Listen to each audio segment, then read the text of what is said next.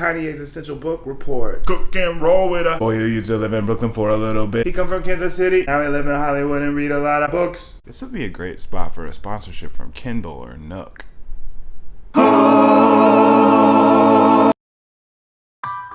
Welcome to Tiny Existential Book Reports. I'm Ian, the Tiny Existentialist, and this is Crime and Punishment.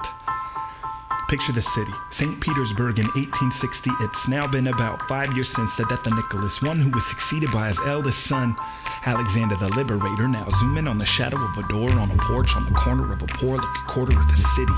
There's a figure in a hat with some shabby-looking rags, taking pains not to catch the attention of his landlady, who he owes a lot of money to. He's a student, but he doesn't have a mother-loving clue what to do with the hypocrite abuse of society, contrasted by his views of the truth that he quietly refuses to drop. Violently caught, reality and ideals, the action and the thought are confused in his noodle to the point where what is not and what is separated only by a ... Meet Rascal in the call, then to cut to the quick of his crazy plot. He thinks the only separation of a man from a god's the ability to kill another man or not, or thinks he can overcome the morals of a mortal and become a living Superman above holy or sinful acts. A new Napoleon grabs axe, kills two, end part one.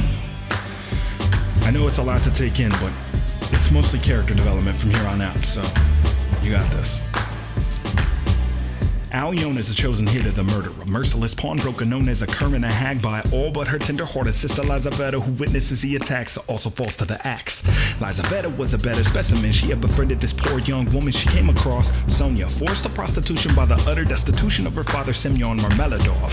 Marmeladov is a derelict and a drunk who bumped into Raskolnikov outside of a pub and hit him up for a couple of bucks, ostensibly for his family to eat, but probably for some drugs. Bad luck. Raskolnikov summoned to the police. He's worried about the murder, but they ask him about his lease. Relieved, he makes to leave, but walking out, overhears talk of the crime, passes out, comes to, feeling crazy sick, face to face with Detective Petrovic. Petrovic's so slick, he gets inside R's brain, starts playing these mind games, R starts going insane.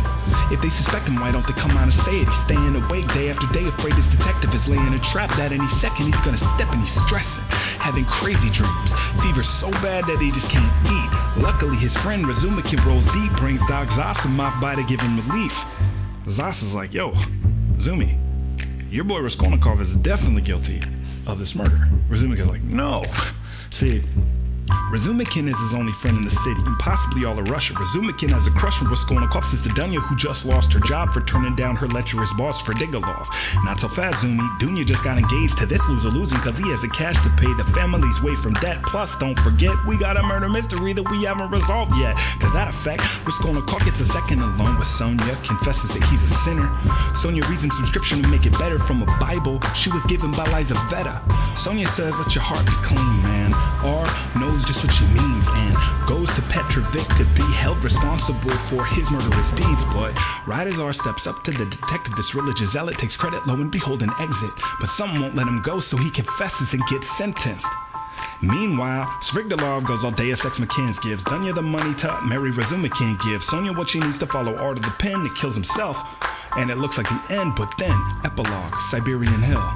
1.5 years after the kill, R weeps at Sonia's feet and feels something real, and he's beginning to heal. The end. Or, as Dostoyevsky says, the beginning of a new story. Tune in next time when we too will read a new story on Tiny Existential Book Reports.